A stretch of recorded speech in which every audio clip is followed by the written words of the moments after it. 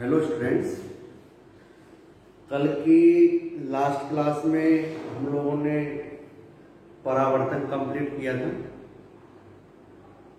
आज अपना जो नया टॉपिक हम रिफ्लेक्शन चालू करेंगे।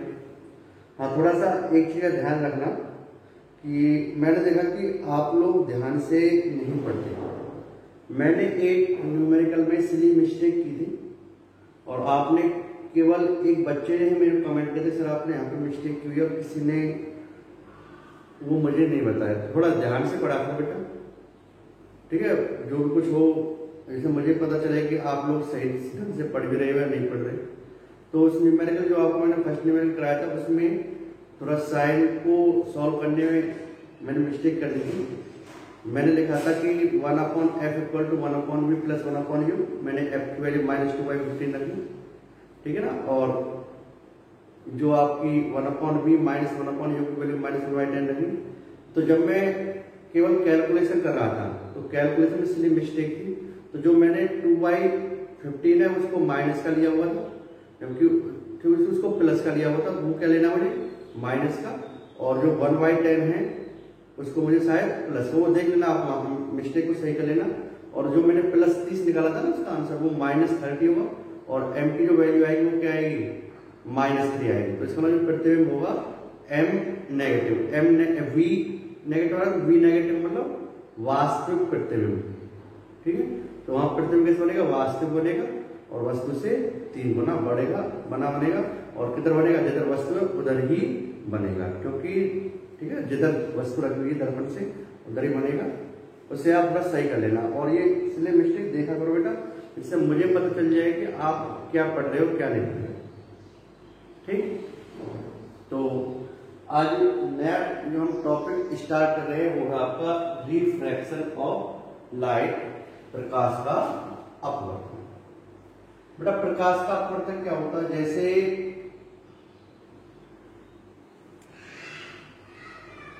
दो मीडियम है आपके पास, दो माध्यम है। एक माध्यम मैंने ऊपर वाला ले लिया,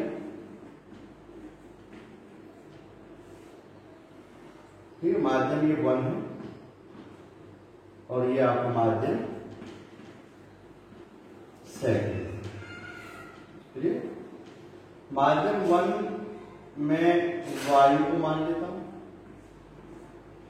और माध्यम सेकंड में मान ली पानी मान लेता हूं, ठीक। और ये वो काल्पनिक रेखा है जो माध्यम 1 और माध्यम 2 को एक दूसरे से अलग करेगा। ये कोई इमेजिनरी लाइन हमने मानी कि विच सेपरेटिंग टू मीडिया। और बेटा जो ये इमेजिनरी लाइन है, इस इमेजिनरी लाइन को हम लोग बोलते क्या है, पृथक्कारी पृष्ठ। क्या हुआ, जब कोई प्रकाश की किरण, क्योंकि किरण को सरल रेखा में चलते हुए माने, जब कोई प्रकाश की किरण एक माध्यम से दूसरे माध्यम में प्रवेश करेगी तो सबसे पहले वो जस्ट इस पृथक्कारी पृष्ठ को क्या करेगी, टच करेगी। ये कोई पृष्ठ नहीं, ये हमने काल्पनिक लाइन मान ली है। पृथक्कारी पृष्ठ वो काल्पनिक सतह जो दो माध्यमों को क्या करनी बेटा अलग कर रही है, वो आपकी ये पृथक्कारी पृष्ठ है, ठीक। तो इस पॉइंट पर आपके ये रे ऑफ लाइट पड़ी, ठीक है। तो जब ये रे ऑफ लाइट इस पे आके पड़ी तो अगर माध्यम सेम होता, अगर माध्यम सेम होता, माध्यम में चेंज नहीं होता, तो ये प्रकाश की किरण वास्तव में क्या होती, इस तरीके से सीधी जाए। बट रियलिटी में क्या हो रहा है कि जैसे ये लाइट माध्यम 1 से माध्यम 2 में प्रवेश करे तो माध्यम चेंज हो रहा है। तो माध्यम में चेंज होने के कारण क्या हुआ, ये रे ऑफ लाइट अपने वास्तविक पथ से कुछ बेंड हो जाएगी, ठीक है। अब ये बेंडिंग ये अभिलंब है, अभिलंब की, ठीक है। जो आपका ये वाला लाइन क्या अभिलंब है, तो ये बेंडिंग जो होगी ये इस अभिलंब की ओर भी हो सकती है और इस अभिलंब से दूर भी हो सकती है, ठीक है। जो आपकी बैंडिंग है इधर भी हो सकती है और ये बैंडिंग इधर भी हो सकती है। ये डिपेंड करेगा कि रे ऑफ लाइट कैसे माध्यम में जा रही है, इसका हम बाद में डिस्कस करेंगे। तो क्या देखा गया कि जब प्रकाश की किरण एक माध्यम से दूसरे माध्यम में प्रवेश करती हैं तो वह अपने पथ से विचलित हो जाती हैं। तो प्रकाश किरण का एक माध्यम से दूसरे माध्यम में जाने पर अपने पथ से विचलित होने की इसी घटना को क्या बोलते हैं? प्रकाश का अपवर्तन। बेटा यही क्या आपका प्रकाश का अपवर्तन। तो क्या डेफिनेशन प्रकाश के अपवर्तन की? प्रकाश किरण का एक माध्यम से दूसरे माध्यम में जाने पर अपने पथ से विचलित हो जाना, अपने पथ से विचलित हो जाने की घटना को क्या बोलते हैं बेटा? हम लोग प्रकाश का अपवर्तन कहते हैं। क्लियर? तो जो ये जो करंट आ रही है, ठीक है, इस आने वाले करंट को बोलते हैं बेटा क्या? आपतित किरण।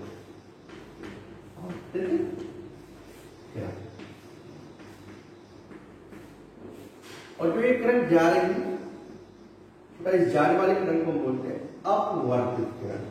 क्या बोलेंगे बेटा? अपवर्तित।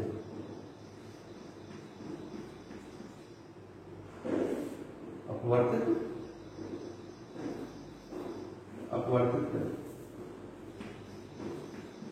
परावर्तित किरण और ये अपवर्तित किरण।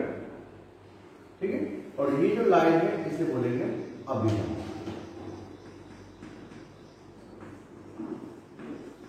क्लियर बेटा? ये लाइन आपकी अभिलंब है। आपतित किरण और अभिलंब के मध्य एंगल बनता है, इसे बोलते हैं आपतन कोण। तो एंगल फाइव का नाम है यहाँ पर आपतन कोण।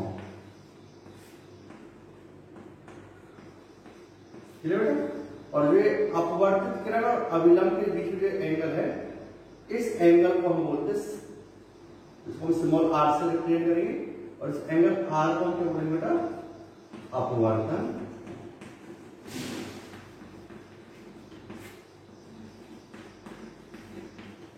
क्लियर? तो ये प्रकाश के अपवर्तन के बारे में हमने जस्ट बेसिक डिस्कशन किया, इसे आप नोट कीजिए। हाँ बेटा, नेक्स्ट टॉपिक है अपना अपवर्तन के नियम। जैसे हमने परावर्तन के दो नियम पढ़े, उसी तरीके से बेटा हम यहाँ पर अपवर्तन के भी दो नियम पढ़ेंगे। तो पहला नियम तो कॉमन ही कि आपतित किरण, अपवर्तित किरण व अभिलंब सदैव एक ही तल में होते हैं। जैसे मैंने परावर्तन में डिस्कस किया, सेम वही कि ठीक है, ऐसे जैसे आपतित किरण अपवर्तित किरण सदैव एक तल में होंगे।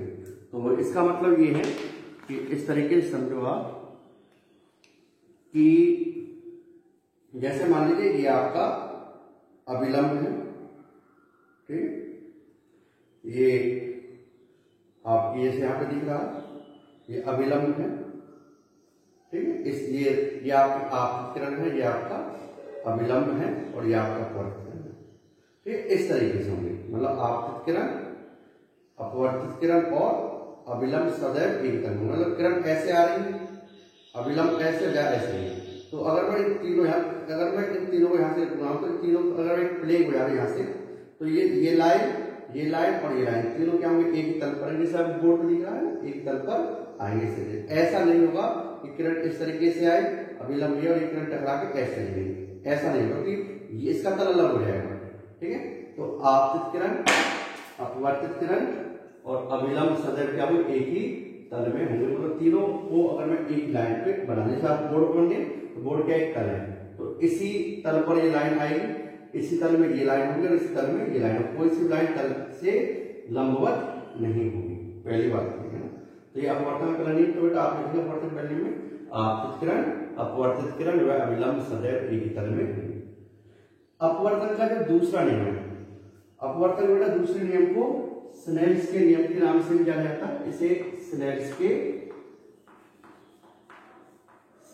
के नियम से के नाम से भी जाना जाता है। अब जो अपवर्तन का दूसरा नियम है, अपवर्तन का दूसरा नियम एक्चुअली में क्या कहता है? अपवर्तन का दूसरा नियम ये कहता है कि अगर एक ही रंग की प्रकाश की किरण, ध्यान रखना, एक ही रंग की, ठीक है। अगर हम एक ही रंग की प्रकाश की किरण को किन्हीं दो अलग अलग माध्यमों से गुजारते हैं, जैसे यहां पर आप देख रहे हैं, जैसे एक ही रंग की, मान लीजिए पीले रंग की प्रकाश किरण, पीला प्रकाश है, ठीक है, येलो कलर है, तो पीले रंग के प्रकाश की किरण जब एक माध्यम से दूसरे माध्यम में जाएगी, ठीक जा रही, तो जो आपतन कोण की जय, यहां जय का मतलब होता है साइन, जय क्या बोलते हैं, साइन, तो आपतन कोण की जय कितनी आपकी साइन आई, ठीक है, आपतन कोण की जय क्या बोलेंगे हम, साइन आई। वह अपवर्तन कोण की जय, अपवर्तन कोण की तरफ आपका आर, साइन आर, जय का। इन दोनों का जो अनुपात होगा, इन दोनों के अनुपात की जो वैल्यू होगी, वो वैल्यू हमेशा एक नियत मान के बराबर होगा, वो नियतांक होगी, नियत, ये कहने वाली है, ठीक है। दोबारा सुनो क्या कहता है कि यदि हम एक ही रंग का प्रकाश, ठीक है, यदि हम एक ही रंग का प्रकाश किन्हीं दो माध्यमों में से होकर गुजारते हैं, तो आपतन कोण की जय या आपतन कोण है, इसका साइन में जो मान साइन आई, वह अपवर्तन कोण की जय साइन आर है। इन दोनों का अनुपात एक नियत संख्या के बराबर है, मतलब एक नियतांक के बराबर होगा, ठीक है, एक नियत मान के बराबर। तो ये sine i upon sine r पर नियत था। इसका मतलब क्या होगा, अब ऐसे समझो, जैसे अब ये लाल रंग पीले रंग प्रकाश किरण है, मैंने इसको अलग अलग आपतन कोण पे मैंने आपतित, मान लीजिए मैं इसको 30 डिग्री आपतन कोण पे एक आपतित कर रहा हूं, 30 पे करूं, 60 पे करूं, 45 पर करूं, ठीक है, मैंने मान लीजिए 3 अलग अलग एंगल पर इसको क्या किया, आप क्या, मैंने इस प्रकाश किरण को इस माध्यम में 30 पर भेजा, 60 भेजा और 45 पर भेजा। तो जब 30 के संगत जो अपवर्तन कोण आया, 60 के संगत जो अपवर्तन कोण आया और 45 के संगत जो अपवर्तन कोण आया, कुछ आएगा आप हमारा, तो बेटा साइन, तो 30 के संगत जो अपवर्तन कोण आया, तो मैंने 30 के संगत साइन आई और साइन आर की वैल्यू वो निकाली, मैंने 60 डिग्री एंगल के संगत साइन आई और साइन आर की वैल्यू निकाली, मैंने साइन 45 के संगत साइन आई और साइन आर की वैल्यू निकाली। मैंने इन तीनों मतलब हर अलग अलग एंगल के लिए, बट प्रकाश का रंग चेंज नहीं है, मैंने हर अलग अलग एंगल के लिए मैंने इस प्रकाश को मैंने अलग अलग एंगल पर इन दो माध्यमों पर डाला, मैंने 10, 20, 30, 35, 40, 50 सभी अलग अलग एंगलों के लिए मैंने क्या किया, इस प्रकाश किरण को इस माध्यम पर आपतित किया। तो मैंने एक चीज कॉमन देखी कि साइन आई अपॉन साइन और साइन 30 के संगत जो sine i upon sine r का जो अनुपात आता है, साइन 30 के संगत आता है, साइन 45 के इक्वल संगत और साइन 60 के संगत। तो जो साइन आई और साइन आर का अनुपात जो वैल्यू 30 के संगत आई, वही वैल्यू एंगल 45 पर आई, वही वैल्यू 60 पर आई, मतलब किसी भी एंगल पर आप आपतित करो, ठीक है, अगर माध्यम दो, आपके माध्यम दोनों माध्यम सेम है और प्रकाश का रंग सेम है, प्रकाश का कलर चेंज नहीं हो रहा, तो ये अनुपात हमेशा एक ही वैल्यू के बराबर आएगा, मतलब साइन आई और साइन आर का अनुपात हर एंगल के लिए समान होगा, ठीक है, अगर एक ही रंग का प्रकाश इसमें डाले। तो बेटा, तो स्नेल का दूसरा नेम क्या लिखोगे, स्नेल का दूसरा नेम क्या, किन्हीं दो माध्यम व एक ही रंग के प्रकाश के लिए आपतन कोण की जय ब्रैकेट में साइन आई व अपवर्तन कोण की जय ब्रैकेट में साइन आर का अनुपात नियत होता है, ठीक है, इसे ही स्नेल का नियम कहते हैं। क्या कहते हैं, इसे ही स्नेल का नियम कहते हैं। तो आप क्या लिखोगे, दिस इम्प्लाइड, ठीक है, ये लिखने के बाद लिखोगे आप स्नेल में कहते हैं this implied sine i upon sine r equal है, ठीक।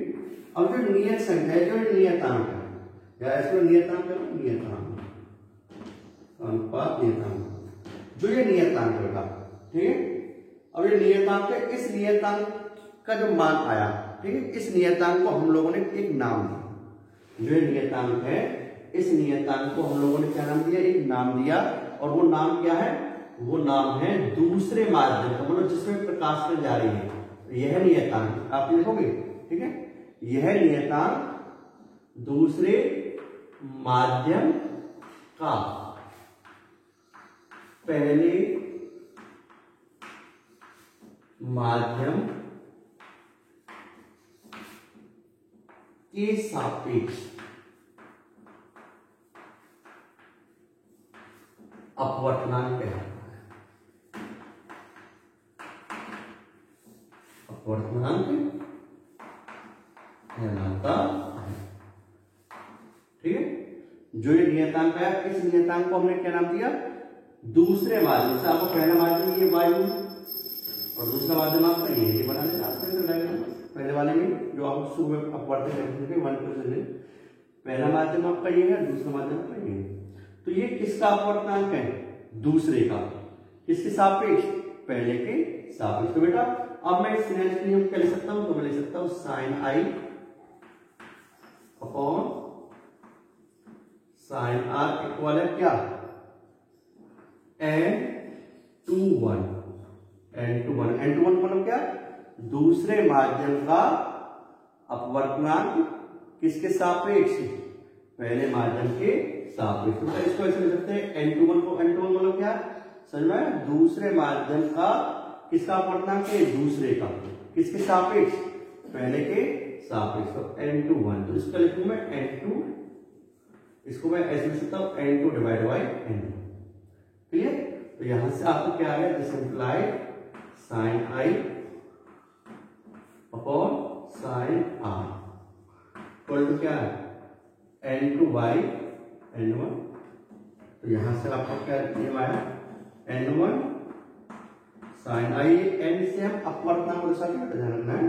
n1 sign i equal to क्या आपका? n2 sign are. तो ये जो फॉर्मूला है इसे बोलते हैं स्नेल्स का नियम, ठीक है। इस स्नेल्स का नियम है कि माध्यम का अपवर्तनांक, जैसे इस माध्यम का अपवर्तनांक क्या आपका? n1 है, ठीक। इस वाले माध्यम का अपवर्तनांक कितना है? n2 है, ठीक है। अभी मैं अपवर्तनांक को मैंने चर्चा नहीं की, इसके बारे में चर्चा करूंगा।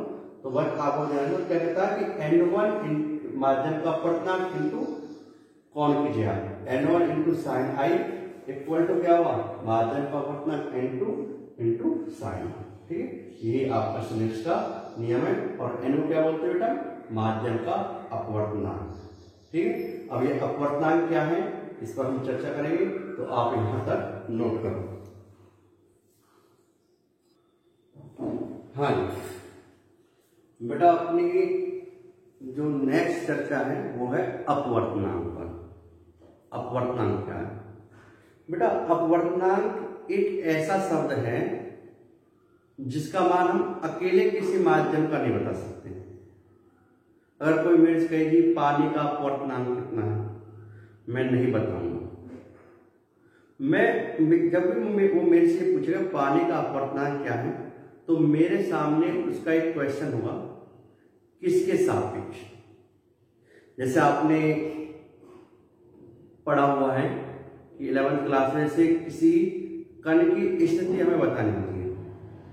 वे इस कण की स्थिति क्या है, तो आप कण की स्थिति को भी बता नहीं सकते। तो आप कहोगे किससे पूछ रहे हो आप स्थिति, कहां से स्थिति बताऊं?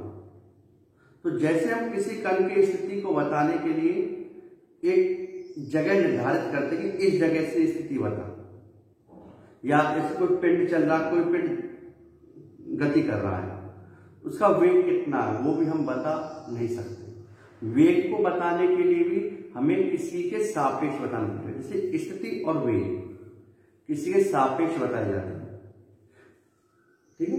उसी तरीके से अपवर्तनांक को हम किसी एक पर्टिकुलर माध्यम के लिए एक फिक्स वैल्यू नहीं बोल सकते कि पानी का अपवर्तनांक हमेशा इतना हो।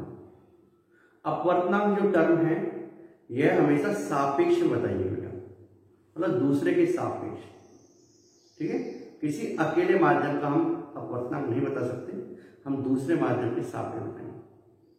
जैसे आपको, जैसे मैं आपसे कह रहा हूं कि सर कि भाई मैं गोरा हूं या काला हूं, है, मैं गोरा हूं या काला हूं, तो आप नहीं बता सकते।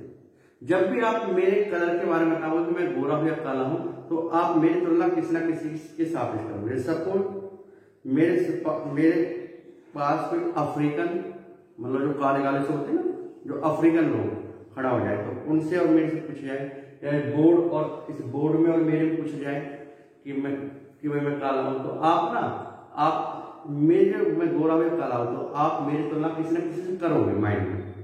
तो मेरा रंग गोरा है तो आप बोर्ड के लिए, तो आप सर आप गोरे और बोर्ड काला है, ठीक है ना। ऐसे ही अगर मान लीजिए मेरे से कोई ब्रिटिश व्यक्ति को खड़ा हो जाए मेरे पास, कोई अंग्रेज, तो हम क्या बोलेंगे, वह गोरा और मैं काला, उसकी तुलना में। तो जैसे गोरा और काला शब्द हमेशा तुलनात्मक होते हैं, कंपेरेबल बताए जाते हैं, सापेक्ष बताए जाते हैं कि आप इससे ज्यादा गोरे से काले हो, इससे इंटेलिजेंसी भी इस तरह से बताई जाती है। तो उसी तरीके से जो अपवर्तनांक शब्द है बेटा, ये भी आपके सापेक्ष में ही बताया जाता है। हम अकेले के बारे में नहीं बता सकते, अकेले माध्यम के बारे में नहीं बता सकते कि ये माध्यम का अपवर्तनांक क्या होगा। तो ध्यान रखना, जब भी हम किसी माध्यम का अपवर्तनांक बताएंगे तो दूसरे माध्यम के सापेक्ष में बताएंगे। जैसे यहाँ पर मैं दो माध्यम देता हूं, ये माध्यम 1 है और ये माध्यम 2। तो अब मेरे से कहा जाए कि इस माध्यम का अपवर्तनांक क्या है, तो मैं पूछूंगा किसके सापेक्ष, तो किस साथ बोलूंगा, जिससे प्रणाली, तो मैं कहूंगा तो इसी वाले हुआ n2 जैसे हम लोग वेलोसिटी बताते हैं ना, वेलोसिटी ऑफ p, तो हम क्या बोलते हैं, velocity of p with respect to ground, या velocity of a with respect to b। तो ऐसे में देना पड़ेगा कि अब n का मतलब अपवर्तनांक किसका, 2 का, किसके सापेक्ष, पहले माध्यम के सापेक्ष क्या होगा। तो बेटा ये क्या होगा, तो इसकी परिभाषा क्या बताई गई, दूसरे माध्यम का पहले माध्यम के सापेक्ष अपवर्तनांक क्या होगा, पहले माध्यम में प्रकाश का वेग, पहले माध्यम में प्रकाश का वेग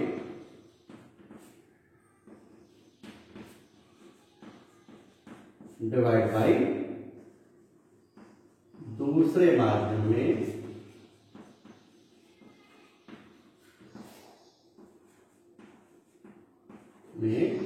प्रकाश।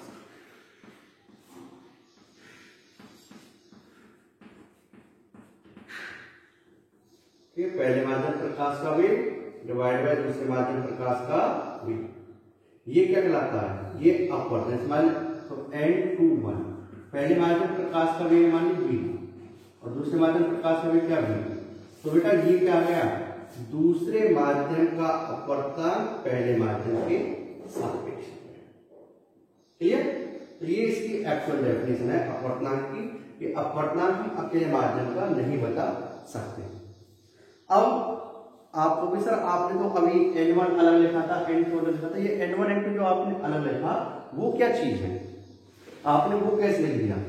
तो बेटा अब देखो हमने क्या किया कि आप देखते हो कि प्रकाश जब आता है, मेरे पास प्रकाश आया, पानी के अंदर प्रकाश आया, किसी वस्तु में प्रकाश आया, कहां से होकर आया, पानी के अंदर प्रकाश जा रहा कहां से होकर आया, वायु से होकर। तो 99.9% केसों में प्रकाश का पहला माध्यम क्या होता है, वायु ही होता है, बोलो होता नहीं था।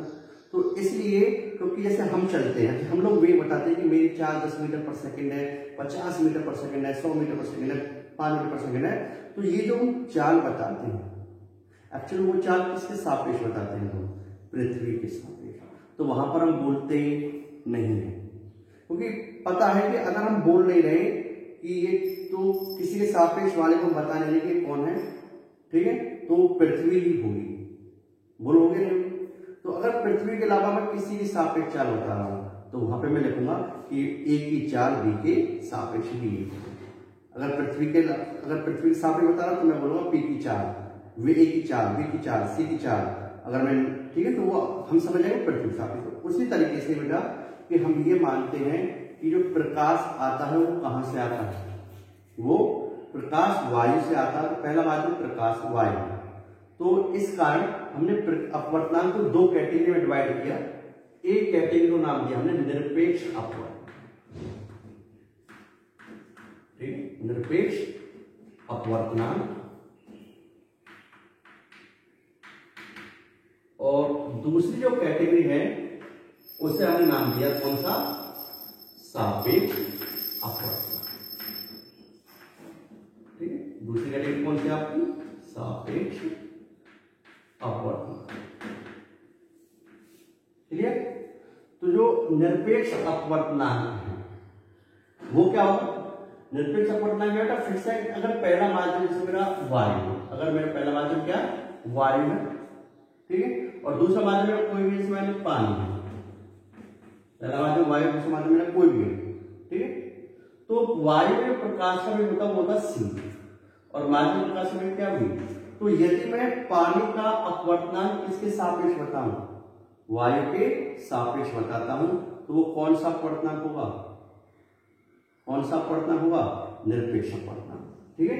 तो निरपेक्ष अपवर्तनांक क्या है, जो अपवर्तनांक किसी माध्यम का अपवर्तनांक यदि वायु के सापेक्ष बताया जाए तो वह अपवर्तनांक निरपेक्ष अपवर्तनांक कहलाता है।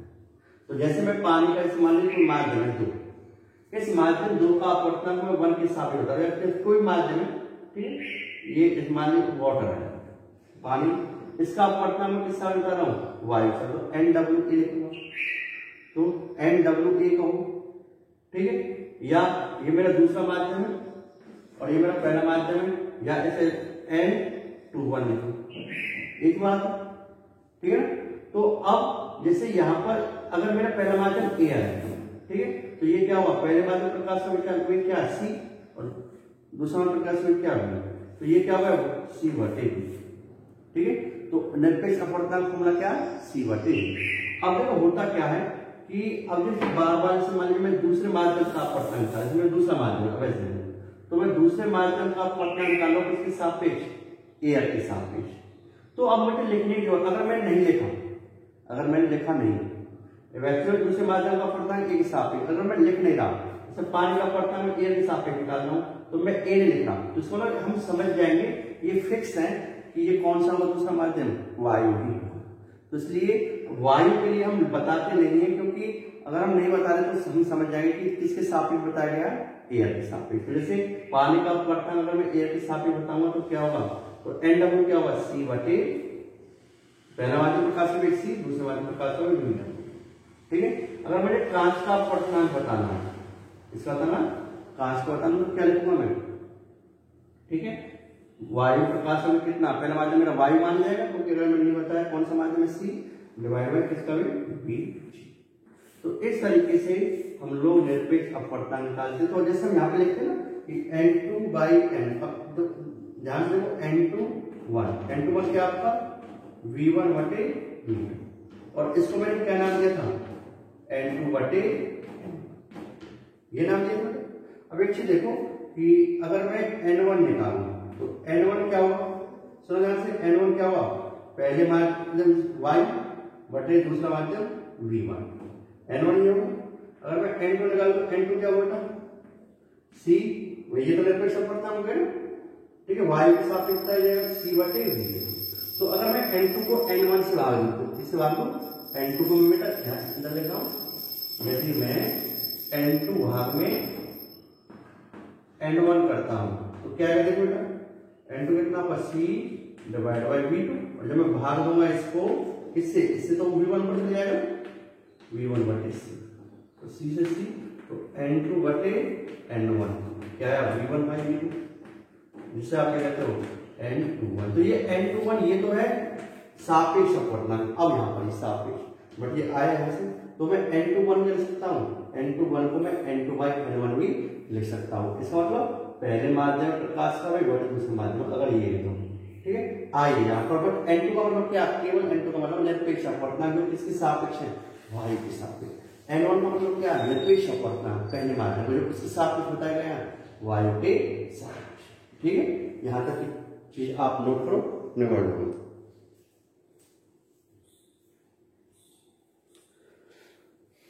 ठीक है बेटा। तो अगर मैं एक चीज, ठीक है, आप नोट कर लेना कि सापेक्ष अपवर्तनांक क्या होती है, मैं बोल रहा हूँ, ठीक है। पहले बोल रहा हूँ निरपेक्ष अपवर्तनांक, जो अपवर्तनांक वायु के सापेक्ष मापे जाते हैं उस अपवर्तनांक को माध्यम का निरपेक्ष अपवर्तनांक कहते हैं। इसे स्मॉल m से दर्शाते हैं और स्मॉल n इक्वल टू क्या, वायु में प्रकाश का वेग डिवाइड बाय माध्यम में प्रकाश का वेग। तो एन डब्ल्यू जिसमें आपको डिस्कस किया वो लिख लेना। ऐसे एन वाटर क्या हुआ सी बटे वी डब्ल्यू और एन ग्लास क्या हुआ एन जी सी बटे वी जी। सापेक्ष अपवर्तनांक, यदि किसी माध्यम का अपवर्तनांक वायु के अलावा अन्य माध्यम के सापेक्ष बताया जाए तो वह अपवर्तनांक कहलाएगा आपका सापेक्ष अपवर्तनांक कहलाता है। इसे n/1 इसे बताएंगे, इसे n/1 इस तरह व्यक्त करेंगे। इसे n/1 व्यक्त किया था, n/1 क्या होगा v1 बटे v2, n/1 इक्वल टू क्या होगा v1 बटे v2 होगा। इसका मतलब क्या लिख लेना, n/1 इक्वल है v1 बटे v2 इक्वल क्या, माध्यम 2 का वेग, माध्यम 2 का अपवर्तनांक किसके सापेक्ष, माध्यम 1 के सापेक्ष, ठीक है। तो इस तरीके से आप n/1 इक्वल टू किसका है v1 बटे v2 कैसा है ये भी आप दिखा सकते हो। देख लेना आप जो वर्डिंग आप दिखाना चाहो। और NGW मतलब क्या होगा, अगर मैं NGW तो NGW मतलब NG अपॉन NW मतलब कांच का पानी के सापेक्ष अपवर्तनांक, और NW की अगर मैं आपको NGW इसका मतलब क्या होगा NG अपॉन NW, इसमें क्या बोलेंगे कांच का अपवर्तनांक पानी के सापेक्ष। और अगर मैं NWG कहूं तो ये क्या होगा NW अपॉन NG मतलब पानी का अपवर्तनांक किसके सापेक्ष, कांच के सापेक्ष, ठीक है। यहां तक की चीज नोट करें आप सब लोग। चलो मुझे एक क्वेश्चन बताओ, मैं रिफ्लेक्स से एक क्वेश्चन पूछता हूं आपसे कि जो वाहन होते हैं अपने, ठीक है, जो वाहन होते हैं जिनमें वो शीशा लगा होता है देखने के लिए, पीछे की चीजों देखने के लिए, वो कौन सा दर्पण होता है, वाहनों में कौन से दर्पण का उपयोग किया जाता है, बोलो आप। एक चीज बोला, वाहनों में जो दर्पण होते हैं वो पर्दे की जरूरत पड़ रही है उन्हें देखने के लिए, बिना पर्दे के दिख रहे हैं, तो बिना पर्दे के दिख रहे हैं ना वो, जब वो बिना पर्दे के आपको दिखाई दे रहे हैं, ठीक है, तो इसका मतलब प्रतिबिंब आभासी तो होगा, क्योंकि आभासी प्रतिबिंब बिना पर्दे के दिखे जाते हैं। अब बेटा देखो उसमें छोटा दिखता है बड़ा दिखता है, जो वाहन से हम क्या करते हैं बहुत पीछे की चीज दिखते हैं तो वो छोटी दिखाई देती है, बड़ी दिखाई नहीं देती। तो छोटा और आभासी प्रतिबिंब कौन सा दर्पण बनाता है, आपका आंसर होगा उत्तल दर्पण, बोलो होगा नहीं होगा। तो इसका मतलब क्या हुआ कि उत्तल दर्पण ही बनाएगा, ठीक। एक लास्ट बात बेटा कि जैसे मैं कहता हूं कि मेरे चैनल को जितना हो सके अपने फ्रेंडों को शेयर करें, सब्सक्राइब करें, ठीक, और ज़्यादा से ज़्यादा अगर आपको अच्छा लगे तो मुझे कमेंट भी करें, ठीक। Thank you.